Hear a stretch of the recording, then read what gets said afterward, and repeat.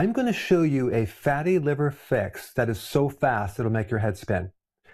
Within 6 days, less than a week, you can drop 31% of the fat from your liver. I'm going to show you how. Do you have to get an MRI at the hospital? No.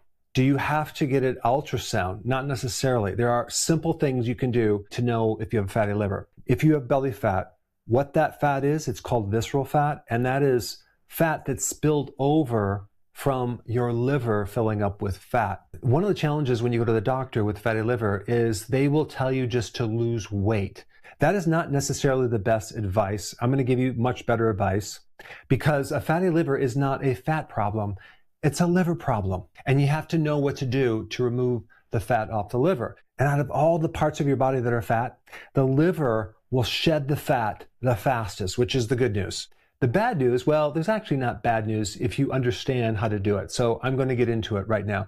You don't get a fatty liver from just eating fat. You get it from eating a very specific type of sugar called fructose, mainly. The unique thing about fructose is that it can really only be metabolized by your liver, whereas glucose can be broken down and used by all of your cells. So when you consume fructose, it can only be dealt with from this liver, and if you're consuming a lot of it, it can really not just fill up the liver with fat, it can damage the liver itself. So in other words, fructose can be converted to fat in the liver, and then it creates damage, inflammation, and then that's what leads to the scar tissue. You know, we've been taught for 40 years to avoid fat, avoid red meat. Told that we can actually do more carbohydrates and juice and pasta and cereals and crackers and biscuits. It was part of our food pyramid in the 90s. Very bad advice because that is what caused a non-alcoholic fatty liver disease. It's coming from the carbohydrates. And what's really wild about this is when you do an ultrasound or an MRI on the liver, they can detect how much that liver is filled with fat. But the good news is if you can catch it in time, there's a way to remove that fat extremely fast. But if you really don't know what to do, the fat will come right back and cause the same problem. But I'm going to show you what to do. There was a study put out by PNAS. Researchers took people with a fatty liver and put them on a very specific diet for less than a week, just 6 days. Measured their livers with an MRI before and after.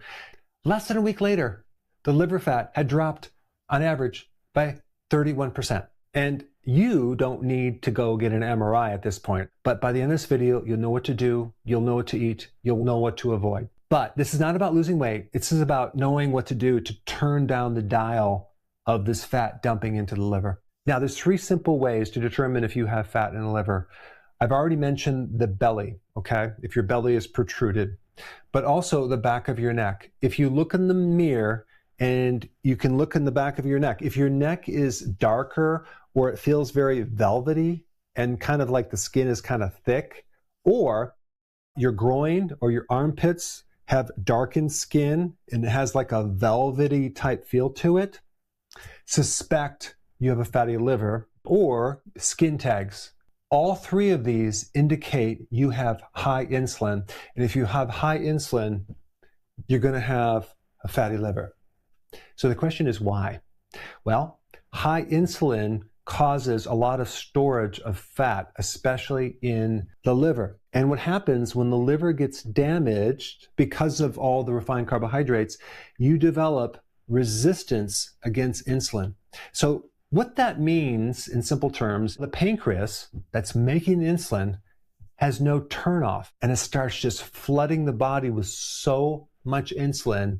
That excess insulin just causes a massive storage of fat on the liver. If your environment is off, everything else struggles. It's like a fish tank. Pollute the water and the fish get sick. You could feed them the best food, you can treat every single symptom, but if the water stays toxic, nothing recovers. The body runs on 10 signals like insulin, cortisol, inflammation, sleep quality, gut function. Every one of them affects how you feel.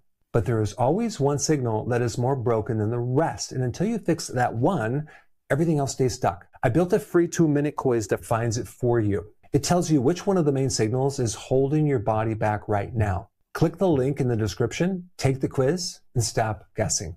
Now, I want you to do something. You can either pause the video right now or do this at the end of the video, but I want you to take a tape measure and measure around your waist at the level of the belly button, and you're going to write down that number. 2 days later, we're going to measure it again, and then in 72 hours, it's 3 days, you're going to measure it, and then in 6 days, you're going to measure it, and at 6 days, it should be at least 2 inches smaller. But at 48 hours, you should see at least a 1/2 inch shrinkage in your midsection. What's fascinating about people with liver damage is they don't usually die of liver failure. They usually die of either a heart attack or a stroke. Why? Because the same thing that's causing inflammation in the liver is also creating inflammation in your arteries. These refined carbohydrates and sugars are not just doing to the liver, they're doing it to the entire body. As you do this, you just might find that if you have high blood pressure, that's going to start coming down. If you have higher cholesterol, that'll start balancing out. If you have fatigue, you'll start having more energy. If you have sleep apnea, you're going to find that's doing much better. But the problem with the fatty liver is there's not a lot of symptoms. You can visually see it by these indicators, but people don't usually feel it until the later stages.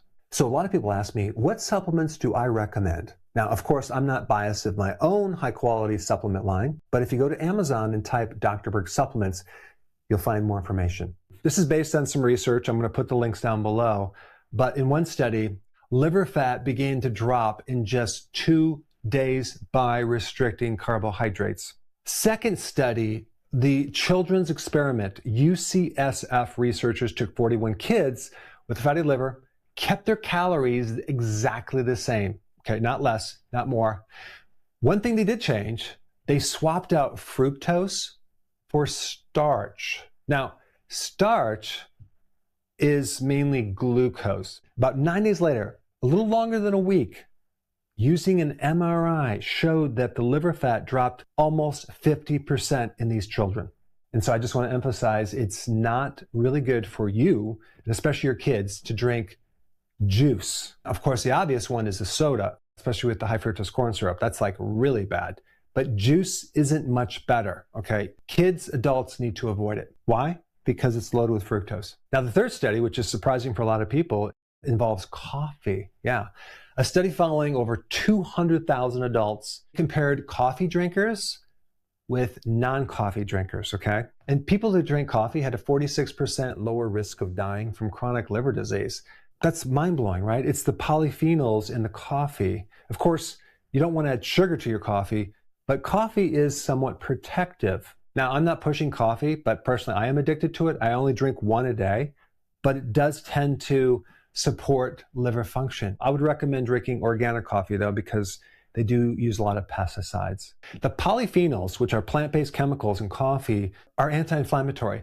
So if someone does have inflammation, it can kind of help lower that. Study 4, which has to do with walking, and this is from Penn State researchers who pooled 14 different studies, over 550 patients, all had MRIs, and they found it reduced liver fat by 30% on average, okay, without any significant weight loss. When you walk, you actually improve the function of the liver, which is fascinating. Okay, what can you do to drop fat off your liver very fast?